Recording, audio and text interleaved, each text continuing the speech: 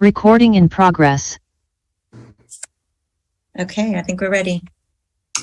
Thank you, Tabitha. Let me kick things off. Hello, everyone, and welcome to the July 25th, 2022 meeting of the Sacramento Regional Transit Board of Directors. Obviously, this is a virtual meeting, and all speakers, the board, and staff, please announce your name when you begin to speak. This meeting is being live streamed, and the slide on the screen shows you the information on how to join our webinar via Zoom. You can also call into the meeting at 253-215-8782, and the webinar access code is 874-4873-5028. If you're participating by phone, please push *9 to indicate a desire to comment. If you're joining us online through Zoom, please push the raise hand button and be sure to unmute yourself when it is your turn to speak and voluntarily state your name for the record.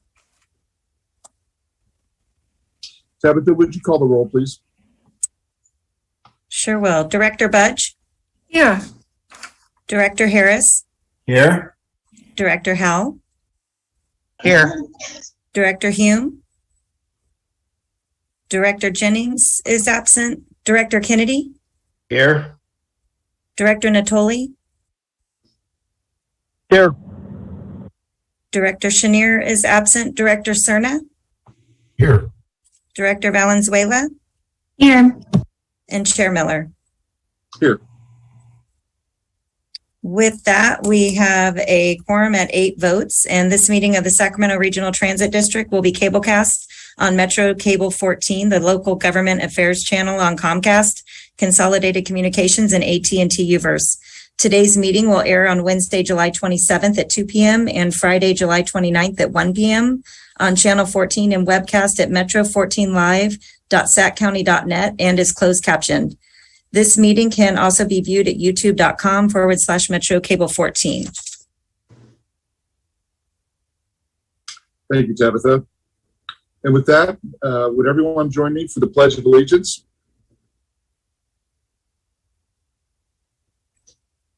I pledge allegiance to the flag of the United States of America and to the republic for which it stands, one nation, under God, indivisible, with liberty and justice for all. All right, thank you. Let's call the first item, please. So the first item is the consent calendar, items 2.1 to 2.13. Are there any director questions or items that you wish to have pulled? I'll move consent. Second. There's a motion and a second to approve consent. Any public comment? Yes. Just on the consent calendar. Glenn Mandelkorn has his hand up. Glenn, please identify which item number you'd like to speak to.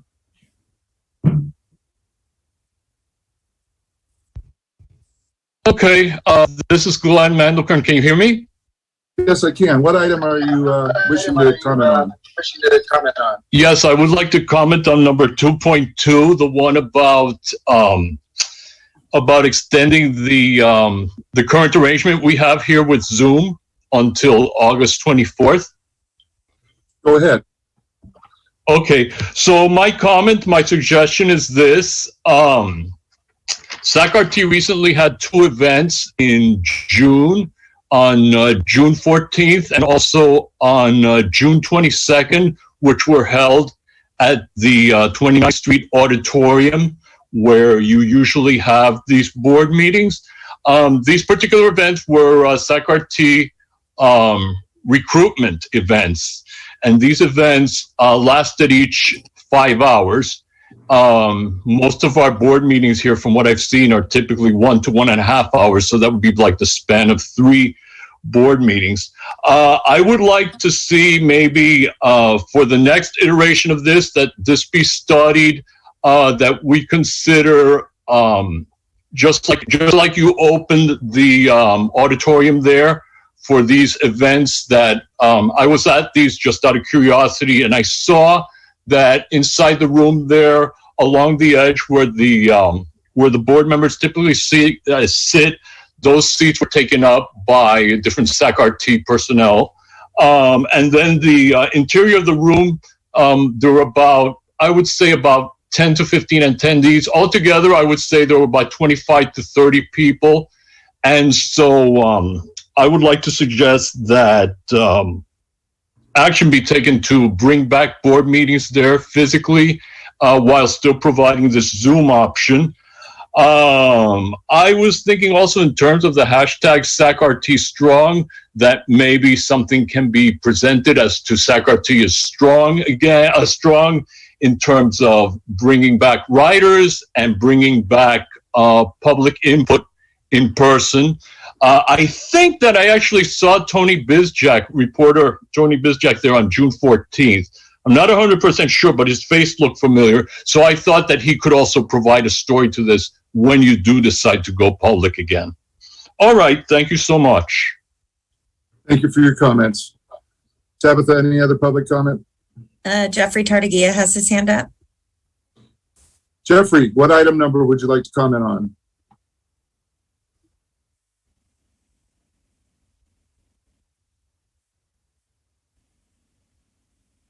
Oh, Jeffrey.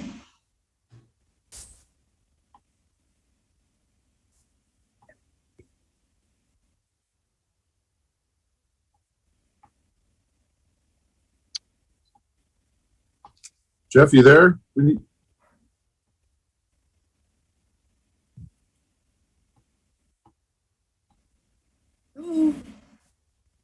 Tabitha, what's going on?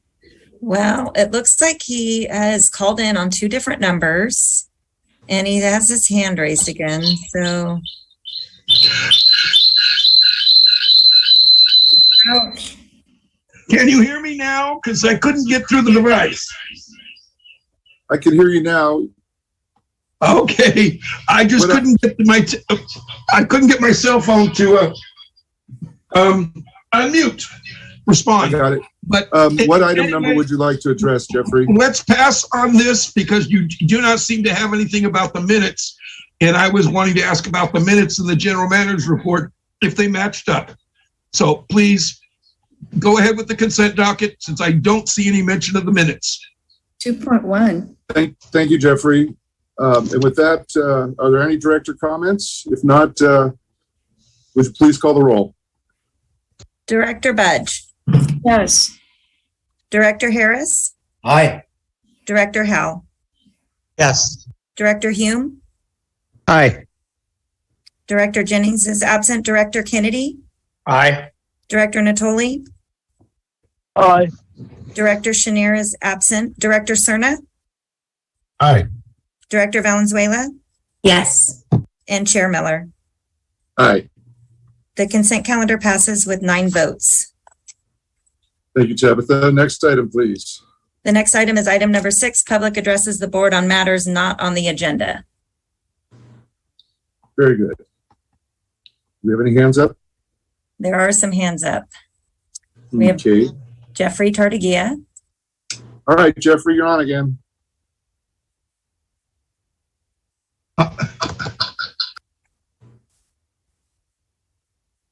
I've got the right device now, I think, to work through here.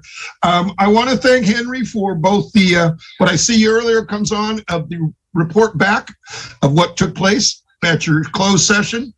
I also want to thank him as a ambassador about, appreciate how both, Barbara and I have been working on the bus cancellations. If the board have noticed today, there's 21 buses routes that were canceled, just trips. But when you cancel a whole area, i.e. Rancho Cordova, i.e. Natomas, and they're gone for morning, you leave riders wondering. I'm hoping that the further, shall we say, article that goes in the next bus stop clears up where the communication is. I have appreciated working with some of the RT people, that getting the word out and getting it better explained on the website of how to look and correspondingly how to make it work. I'm hoping that we will have a means yet on the buses where if you know you're canceling buses, that you can flip the sign up that says check the website. There are routes that are canceled on this bus route. So I will leave it at that right now for the moment. There are many other things. I like what I saw with Mike Barnbaum, so I hope you board members have read through the reports, and I'm waiting for the general manager's report. Thank you. Thank you, Jeffrey. Next speaker. Next, we have Allison Kustik. Good evening. Thank you for the opportunity to comment. I'm actually walking home right now from a bus trip home from work. So please excuse any audio issues, but I'm commenting on the distinct lack of service and declining amount of service in East Sacramento and River Park in particular that is concerning for me. I, last summer, for a good majority, this past year, have taken the 134 bus route, and then it was cut back in April to essentially be a school bus with one trip at about 7 o'clock and one trip at about 2:30, which for someone who works downtown on a 9-to-5 schedule, that doesn't service me. And I was further upset to find out that the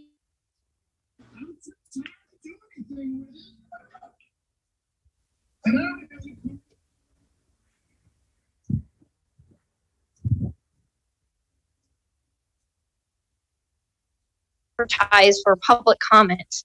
The person who I spoke with at SACRT actually was very confused as to why that would happen, because as it's stated everywhere, the 134 is a commuter route. And so I would implore you as the board to restore full service to this route in September. That means multiple trips in the morning, multiple trips in the afternoon, so that it truly is a full commuter route for people who need it to commute to and from work, as well as people who are taking it to school.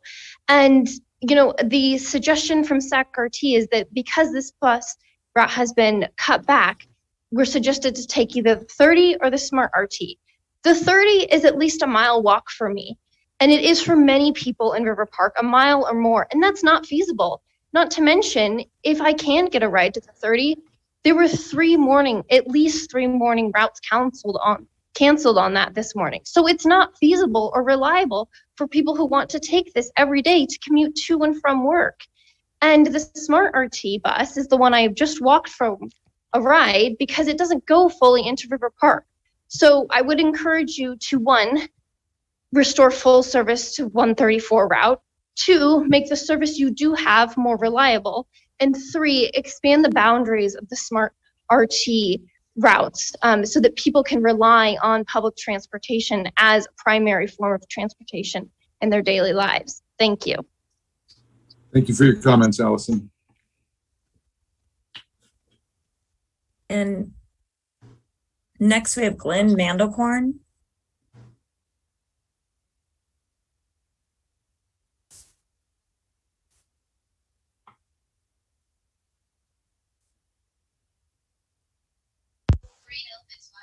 Okay. So my comment here is also about bus trip cancellations. I actually have some positive observations here with regards to this issue. So my comments are as follows, because in May and June, I was getting very concerned because the number of bus trip cancellations that I saw almost on a daily basis were between 70 to 90. And it was kind of challenging for me to try to get people to consider taking RT when they could justifiably say that they wanted to, but they couldn't count on the buses coming. However, this month of July, I've noticed a significant drop in the number of cancellations, about 20 on the worst days. And lately, in the last few weeks, I've actually seen some days and times when it's down to 0, the ideal case. Worse, these last few weeks, maybe 9, single digits. So I was thinking, I remember that back at the end of March, I had seen Blanca Salcedo from bus operations. I saw her on Univision encouraging people to become bus drivers. She was doing this in Spanish, so I thought, well, maybe some of the viewers were persuaded to try this, and now we've got some bus drivers. So if that is the cause, or regardless, I wanted to give a special thank you to Blanca Salcedo. I would like to say muchas gracias, muy encantadora, which in English means thank you so much. It was very enchanting. Thank you. Mr. Chairman, can I just Yes, go chime ahead. in for a second? Thank you, Glenn. Your observation actually directly relates to how many positive COVID cases we have had in each of those months.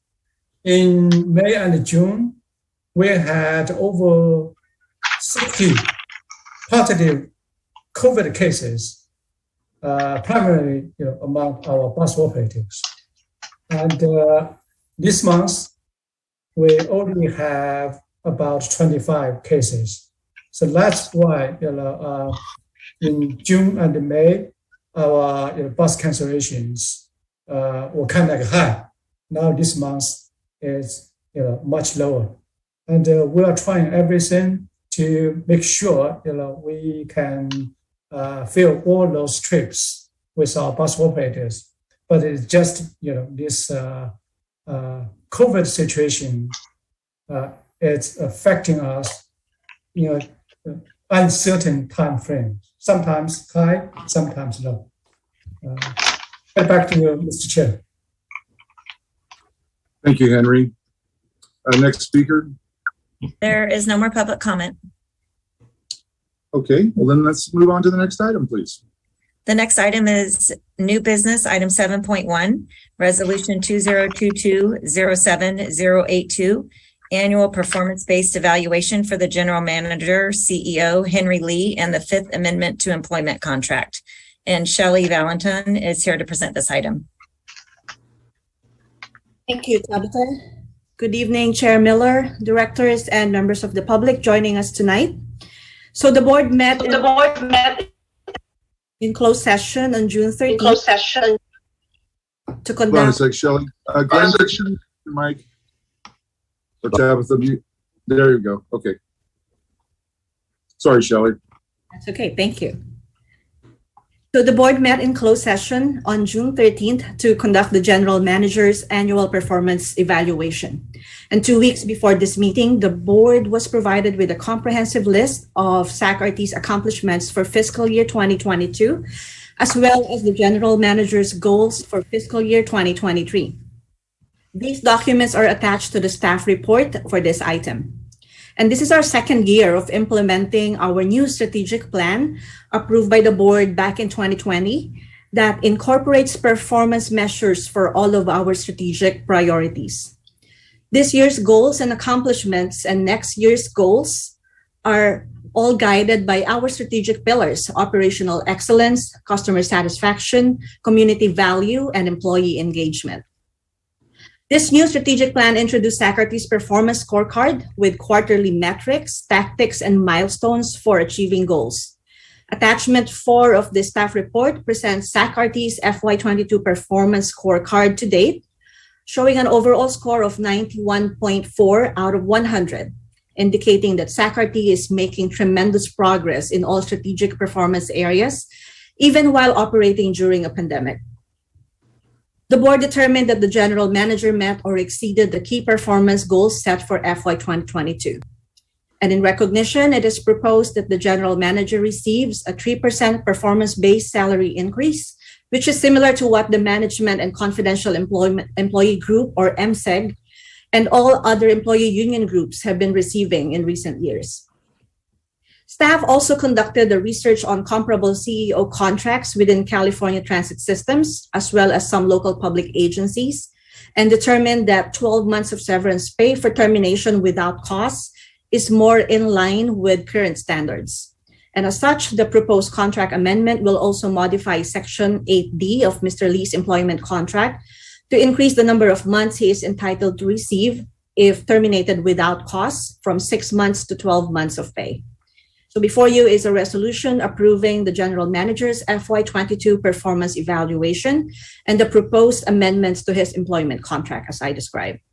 And that concludes my report. Thank you, and I'm available for any questions. Thank you, Shelley. I'll take director questions, then public comment, then any comments by directors. Are there any questions? Hearing none. Any public comments, Tabitha? Yes, Jeff Tartagia has his hand up. All right, Jeffrey.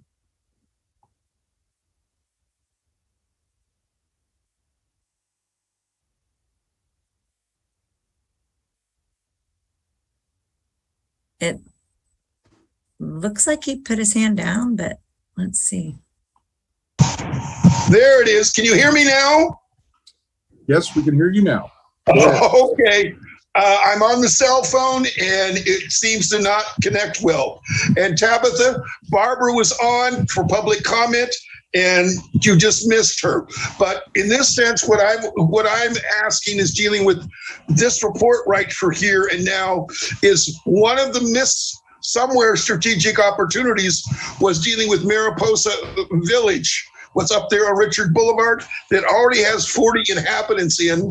I believe you're compensating by expanding the microtransit, but you need to get the word out that the 40 residents of Mariposa Village up there, it's available to them. I don't think it's that well known yet, so please get it to the next bus stop, and I will consider the rest to make as public comment and general manager's report. And I don't know, Steve, whether you can go back, because I believe Barbara's still on with her hand raised, but I've had difficulty getting in. I don't know what difficulty she's having of getting to talk to you. And I will stop. Thank you, Jeffrey. I don't have a problem, Tabitha. If she's had her hand up for item 6 and we missed her, let's go ahead. Let's finish this item and we'll go ahead and take her. So any other public comment on this item? I don't see any other hands raised, and I haven't seen the ridership for the masses hand raised, but I can allow her to talk when you're ready. Sure. It does look like Director Harris and Director Hume have their hands up now. Director Harris. Yeah, thank you, Chair. Look, Henry is pretty much universally loved. I'm very proud of his performance as general manager. I think the accomplishments that have been proposed by Henry and followed through with staff effort have been very good for RT.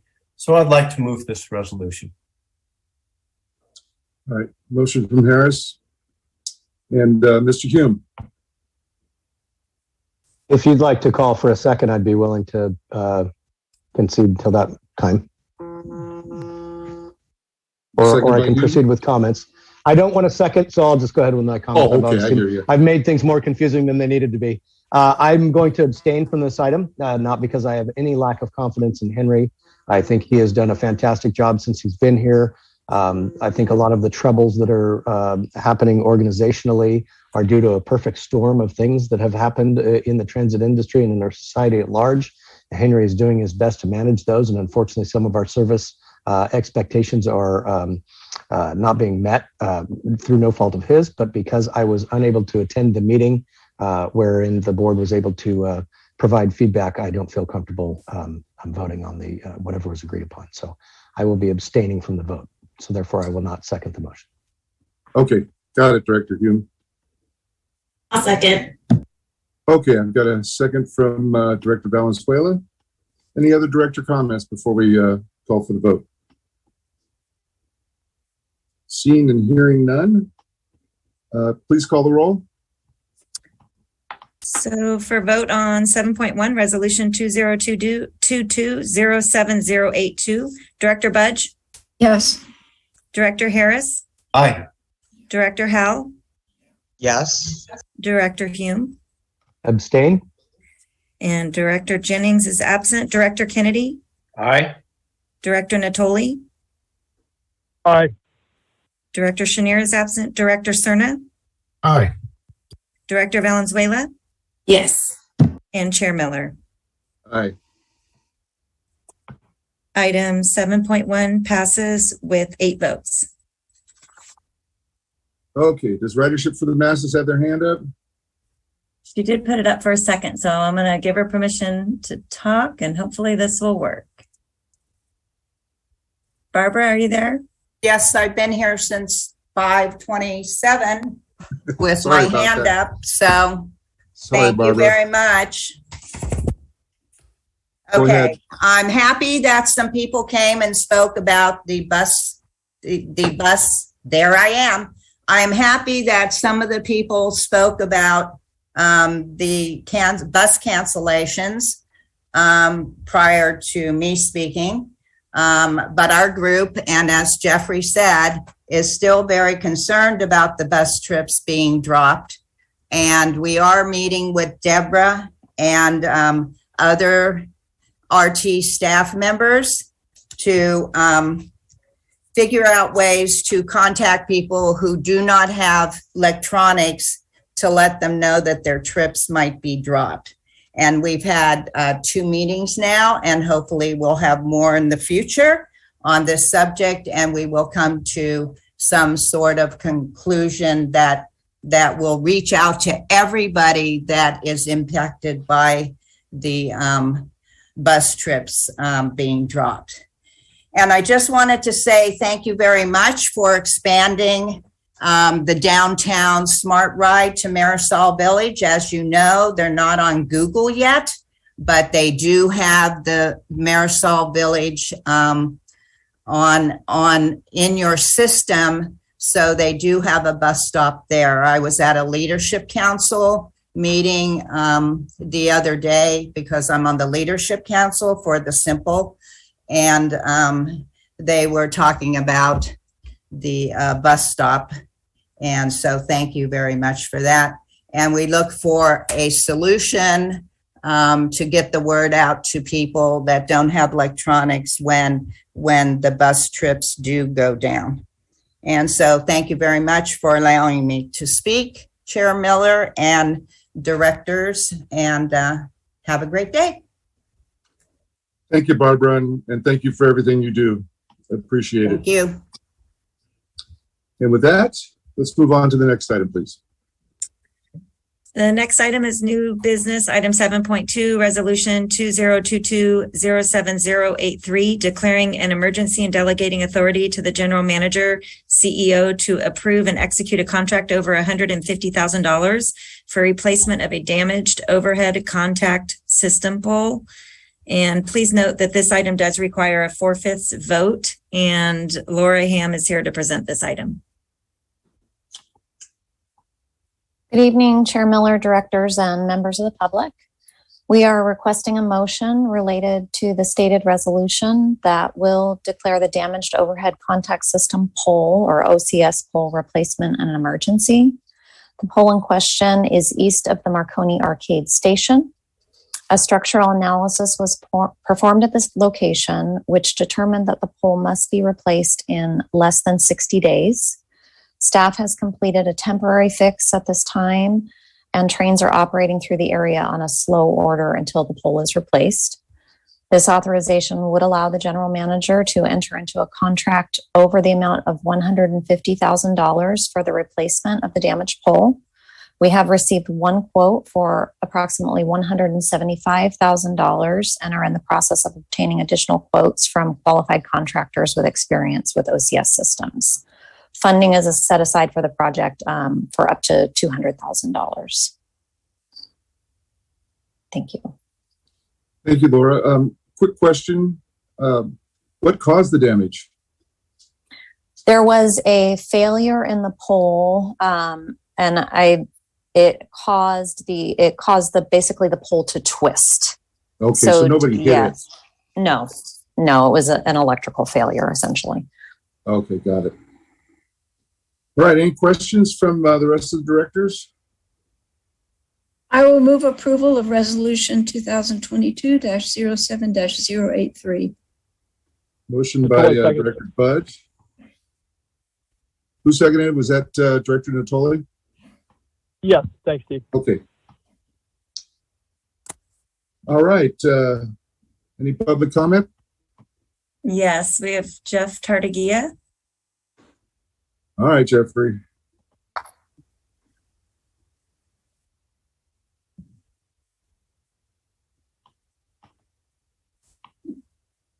There we go. Can you hear me now? Yes. I apologize. I was having a hard time in what I looked at your agenda, which was 7.3 of a proposed citizen, to where this emergency come up through there, and I don't find it on the posted agenda. Was it included at the beginning and I just missed it? Or yeah, it's item 7.2. Got it. I'm sorry. I'm looking at 7.3. So I apologize. Apology accepted. So we have a motion from Budge and a second by Natoli. Please call the roll. We do have one more hand up. Barbara Stanton has her hand up. I apologize, Barbara. We keep trying to skip you.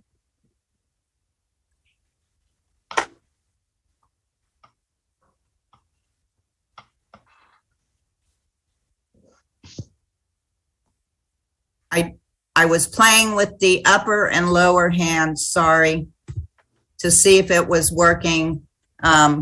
So I don't have a comment, but thank you very much. I'm done. That's good, Linda. That's good. Positive test. Okay, well, at least we're laughing, okay? Wave. I've lost control. What can I say? Roll call, please. Director Budge. Yes. Director Harris. Aye. Director Howell. Yes. Director Hume. Aye. Director Jennings is absent. Director Kennedy. Aye. Director Natoli. Director Chenier is absent. Director Cerna. Aye. Director Valenzuela. Yes. And Chair Miller. That's a yes for me too. Item 7.2 passes with 9 votes. All righty, thank you. On to the next item. The next item, new business, item 7.3, is an information item. Proposed Citizens Transportation Tax Initiative in Sacramento County, and Laura Ham is here to present this item. Hi, we do have a PowerPoint that'll be coming up for you in just a second. So thank you for the opportunity to share more information with you and with members of the public regarding a proposed transportation ballot initiative in Sacramento County, known as the Sacramento County Transportation Maintenance, Safety, and Congestion Relief Act of 2022. The new initiative, brought forth by a citizens group called Committee for a Better Sacramento, is primarily based on the 2020 Sacramento County measure formulated by the Sacramento Transportation Authority. I'll provide you with a quick overview of where the initiative is at in the process of moving to the ballot, and then discuss the funding identified for SAC-RT in the initiative.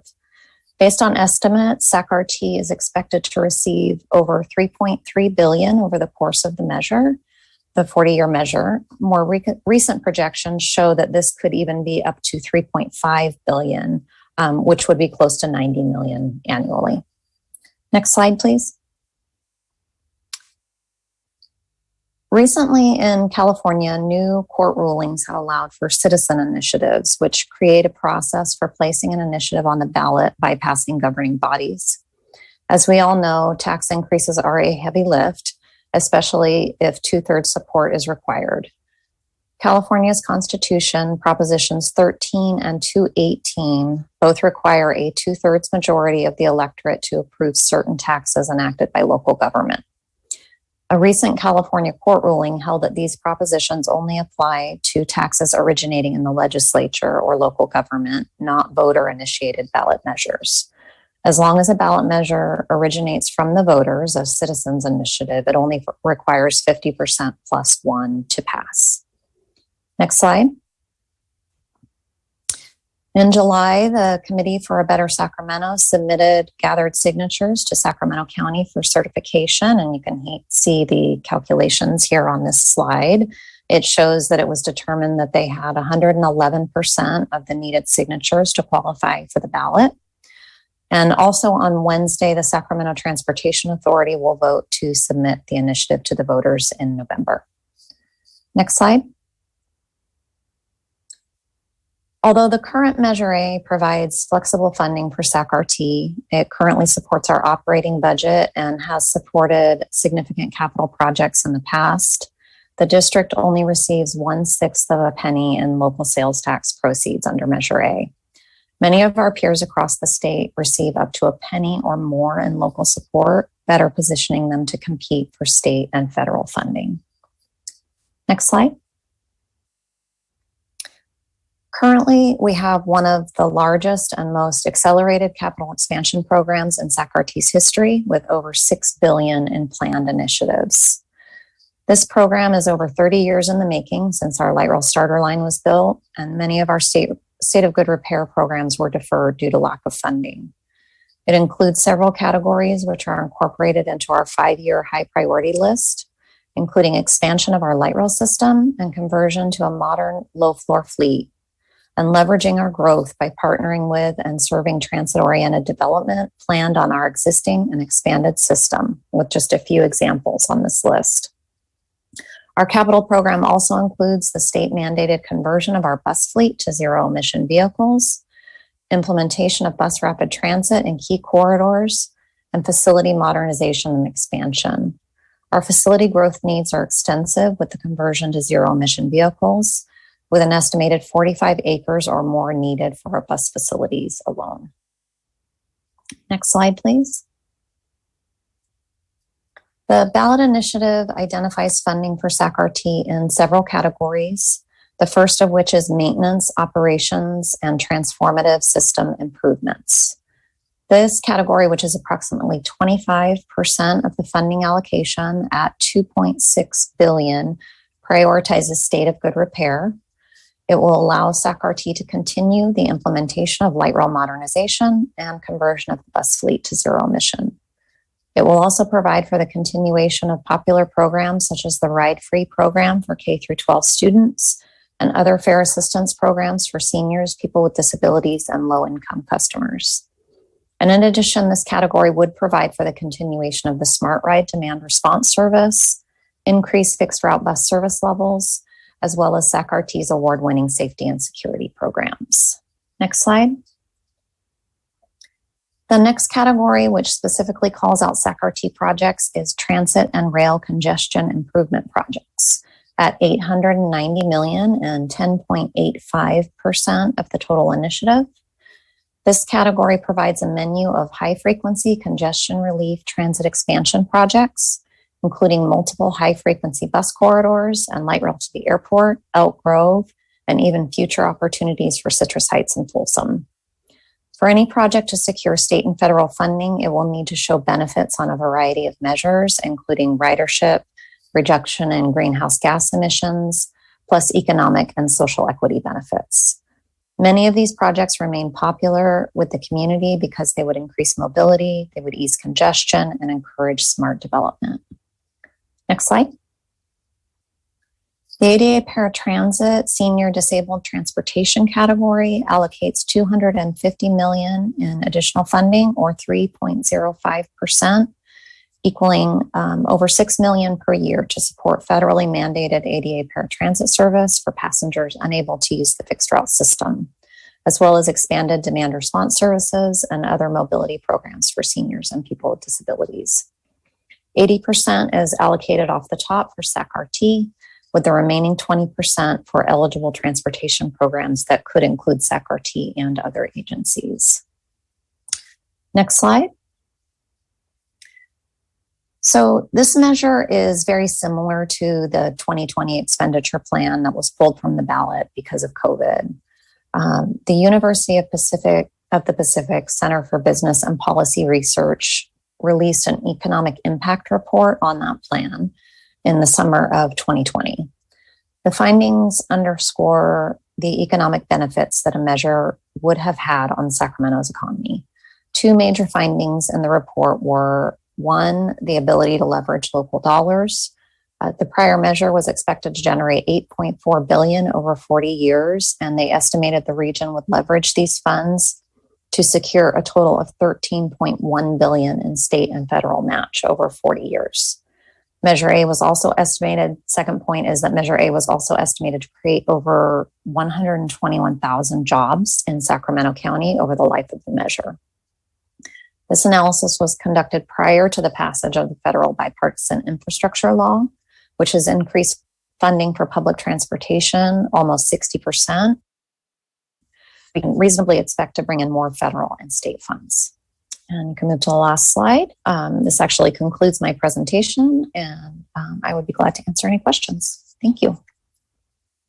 Thank you, Laura. Any questions from directors? Mr. Chair, I have one. Go ahead, Linda. Laura, there was a slide that talked about high-frequency buses, and there's like 5 boulevards or major thoroughfares identified, and I'm wondering how those thoroughfares were identified. So about a year ago, we presented a high-frequency bus study to the board. We conducted an analysis of high ridership corridors and the most likely candidates to move forward for high-frequency service and additional study. So that's how they were identified. Okay. It strikes me that high-frequency bus routes would work better on or best on buses with a high degree of bus routes with a high degree of residential riders rather than bus routes with a high degree of commercial and heavy truck traffic users. So that's just a comment. So I would hope that would be discussed further in the future. Yes, it will. And we'll be looking at uses along the corridor and potential ridership for each of those. Thank you for that comment. Super. Thanks, Laura. Mm-hmm. Thanks, Director Budge. Any other questions from directors? If not, let's take any public comment. Tabitha? Jeffrey Tartagia has his hand up. All right, Jeffrey. I hope this time this works. It works. Okay.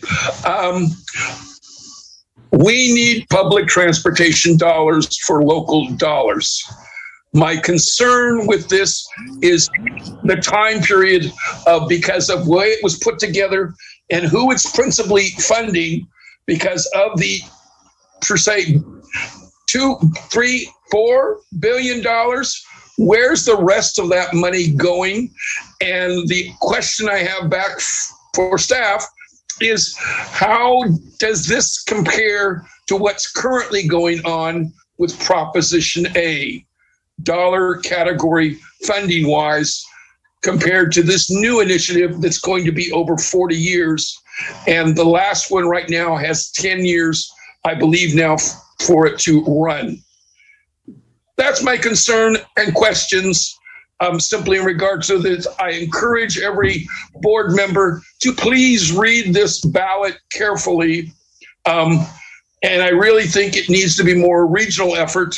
And James Corliss and our team need to figure out how we get more local dollars together collected, because we are the only county, Sacramento, that has managed to generate any public transportation tax dollars. And I'll leave it at that right now. I'll stop. Thank you, Jeffrey. Laura, did you have an answer to this question? I believe I have a partial answer. As far as how it relates to Measure A, I stated at the beginning, Measure A provides 1/6 of a cent to SAC-RT. We have some flexibility with it to use it for operating capital, but in recent years, it's primarily been used to support operations with some smaller capital projects. Initially, it did support some of our larger capital projects, such as Grain Line to Township 9 and the South Line as well. Thank you. Any other public comment? There's no more public comment. Director comments, or there's no vote on this, so this is informational only. Any other comments by directors? Hearing none. Thank you, Laura. And I think we can move on to the next item, please. The next item is item 8.1, the general manager's report.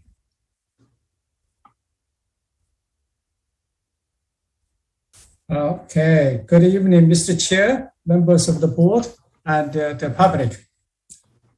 Let me first wish the Americans with Disability Act an early happy birthday. Tomorrow marks the 32nd anniversary of this vital landmark civil rights law, and we're so appreciative.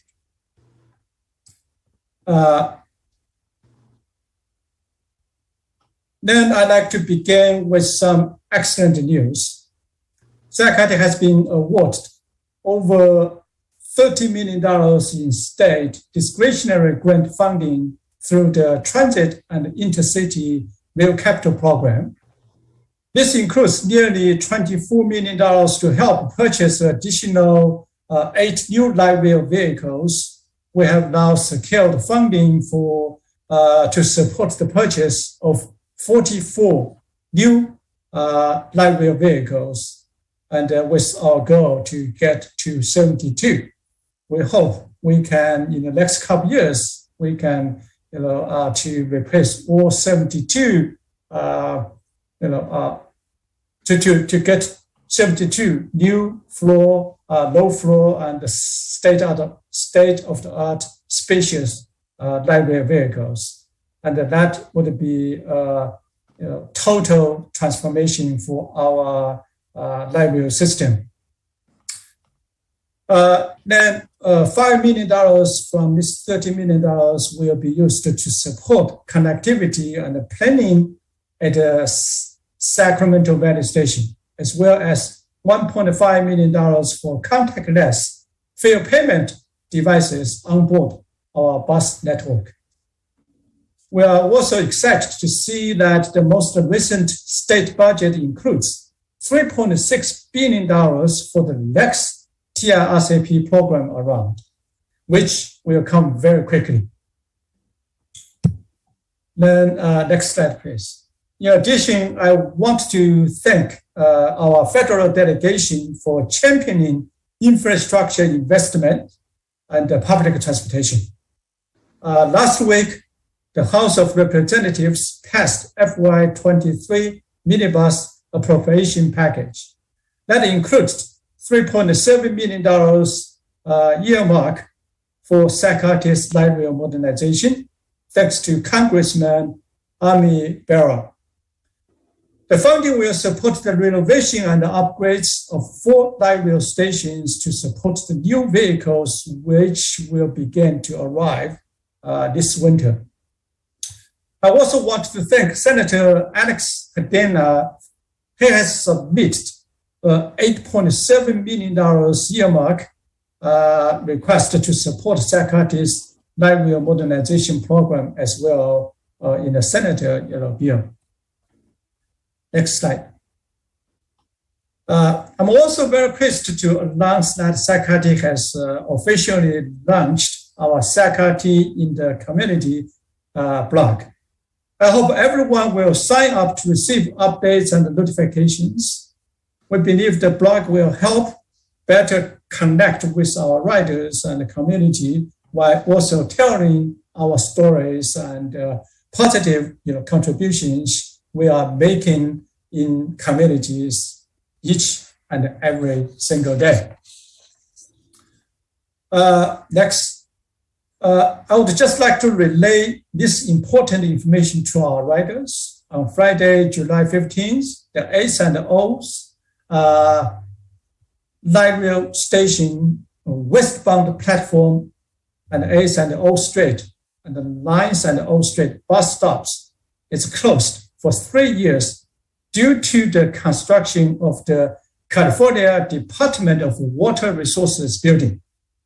The closure will last approximately 3 years, and the light rail passengers should use the Cavis Plaza Station West platform instead.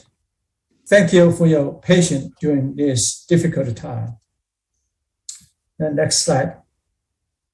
On to the next topic. As many of you know, 12th Street in downtown Sacramento is a busy corridor with a mixture of fast traveling cars, pedestrians, and the Sacramento light rail blue line tracks. Sacramento recently conducted a safety and security analysis on this location along the blue line. This section has a long history of heavy pedestrian traffic and trespassing, as you can see in this picture. Following the analysis, we have implemented a few actions to mitigate trespassing, including installing a new no trespassing signage along the segment. And most recently, Sacramento completed a fencing project, which has resulted in a 30% decrease in trespassing along this corridor. I want to thank our team, especially the safety and the security team and our engineering team, to make this happen ASAP. Then a little bit about Sacramento's employment appreciation and the EEO update. I'm truly proud of our workforce and our perseverance and the commitment to our community over the last couple of years. We have been hosting quarterly employee appreciation events to help build morale and thank our workforce for their tireless dedication. I want to thank Director Jennings for stopping by and engaging with our employees. I'm also pleased about how we have caught our workforce up on trainings and established a highly positive working environment and culture.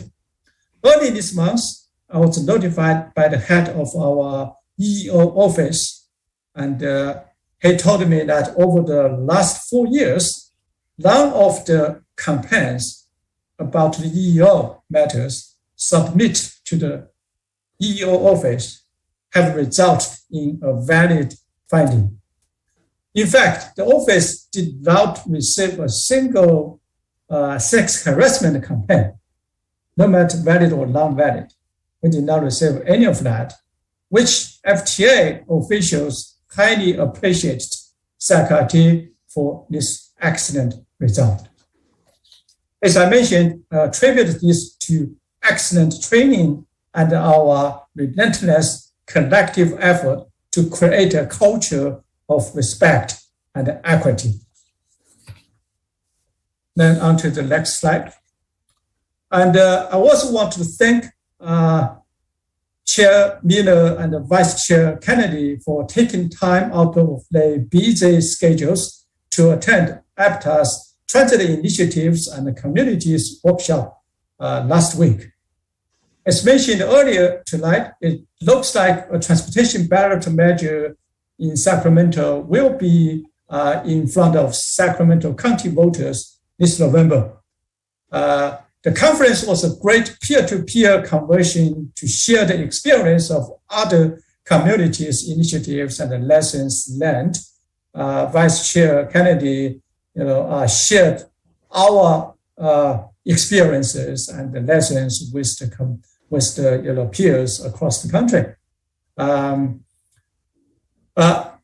The initiative campaign team had a great press conference last week, and also they host a very productive fundraising campaign event last week too. And prior to the campaign event, the initiative committee raised more than $1.2 million. And on that event last week, the campaign chair announced that the committee raised about $1 million on the spot. Next slide, please. Then we have been asked by the board to provide updates on the status of the Roseville Road Safe Parking Program. Last week, following the approvals of timely Federal Transit Administration and the Federal Highway Administration, the three-party lease agreement was executed. Staff is participating in weekly coordination meetings with the City of Sacramento and is preparing for the tentative launch date in fall. Then, next slide. To conclude my remarks, I would like to just provide a brief update on COVID. Our region experienced a surge in cases over the last few months, impacting staff levels and service reliability. After seeing over 5 positive cases in both March and April of the year, Sacramento saw a surge with 50 cases in May and then 67 cases in June. Thankfully, we have seen a decline in cases this month with only 25 positive cases within Sacramento's 1,500 workforce. This is a reminder to all of us, please take precautions and be safe. This concludes my remarks. Thanks. Get back to you, Mr. Chair. Thank you, Henry. Any questions from directors? If not, I'll take public comment. Tabitha? Jeffrey Tartagia has his hand up. Well, if this works, my first comment will be both thank you, Henry, for a visual report and hopefully one that will be ongoing in the future about what is changing. Yes, I got to see what went on at 12th Street, and that's very much improvement to get those loaves and fishes and the Salvation Army. What my concern is related to the light rail location at 9th and O Street being closed. Is there a sandwich board at 8th and O directing where you go? Because unless you're going all the way down on 9th Street, several blocks away to try and get a southbound bus, it would seem to me like more likely the 7th would be a better location to redirect people to. But there's a few other areas. If you're only going to use the Archive Plaza, again, how they get alternatively around with that for the next 3 years stopped. And also the buses that started at 8th and O, where are they now starting out at? Is that notified in the website and indicating what is changed for the next 3 years? Those are concerns that I observe and see, and I believe they need to be examined further, and some sandwich boards need to be assisted in light rail bus stops that will provide the public with better information about what they need to do in seeking alternative pathways.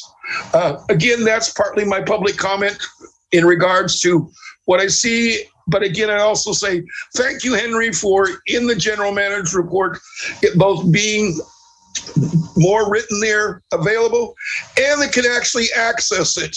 That's something I appreciate from last meeting of Linda Budge, remarking that by putting it in certain places, it then becomes publicly readable and able to read and see.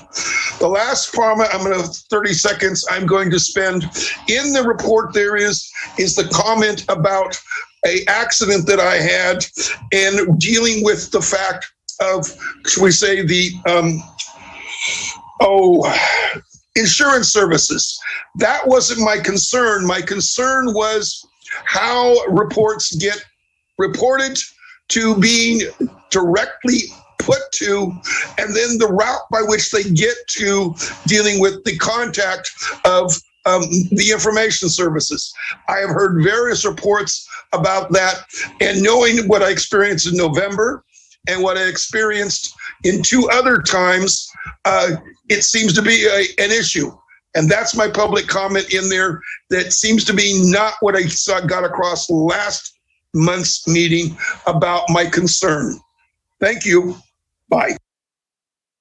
Thank you for your comments, Jeffrey. Any other public comment? Glenn Mandelkorn has his Go hand up. ahead, Glenn.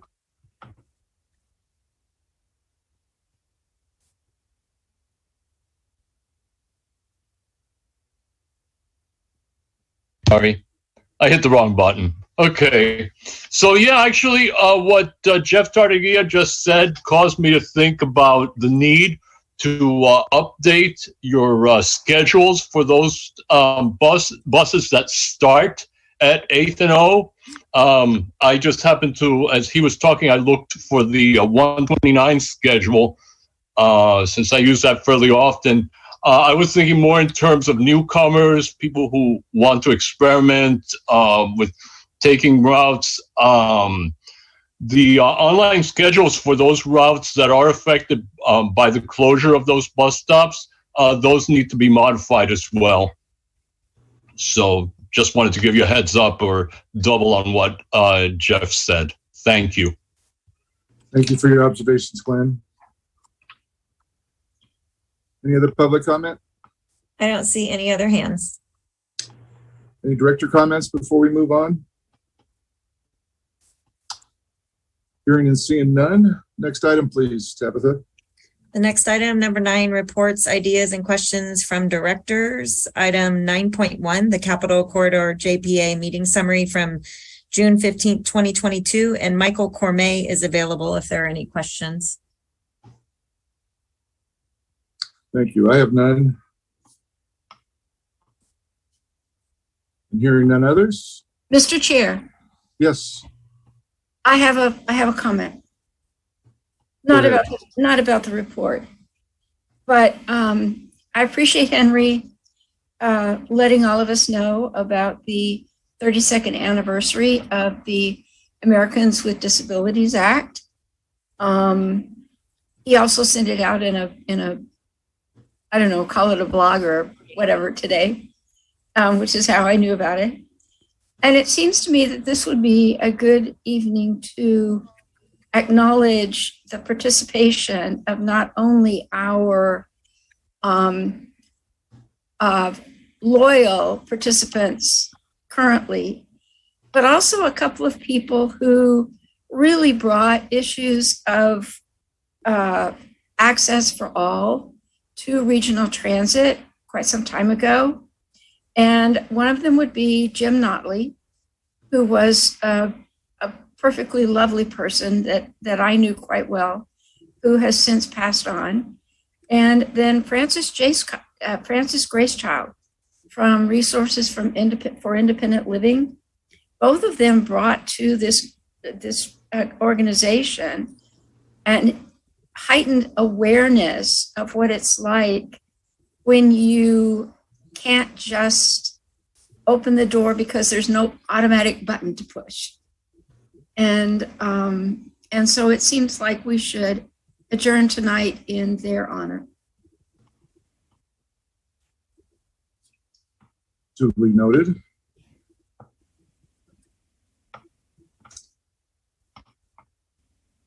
Thank you, Director Budge. Before we close, is there any public comment on this? Jeffrey Tartagia has his hand up. Okay, you want to comment on the Capital Corridor or what Director Budge just had to say? I can comment on both, but the comment is, if I read the report correctly, for that meeting, there was no RT representation. But Mike Barnbaum had a great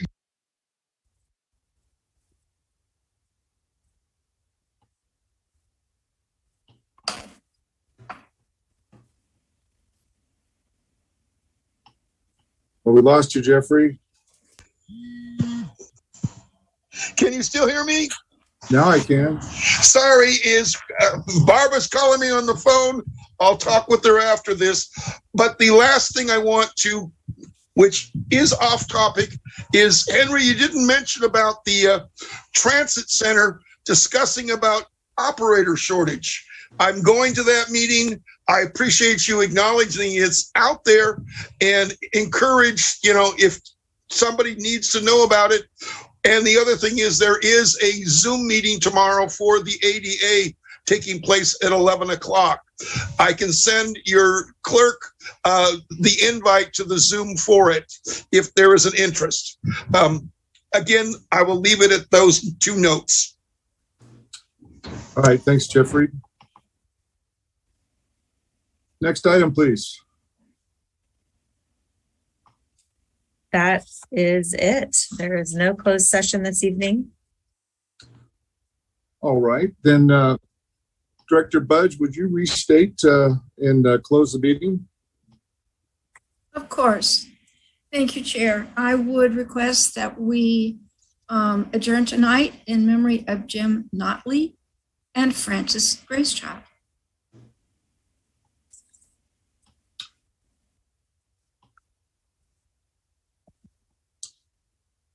Thank you. With a moment of silence, we are adjourned. Thank you, Steve. You're welcome.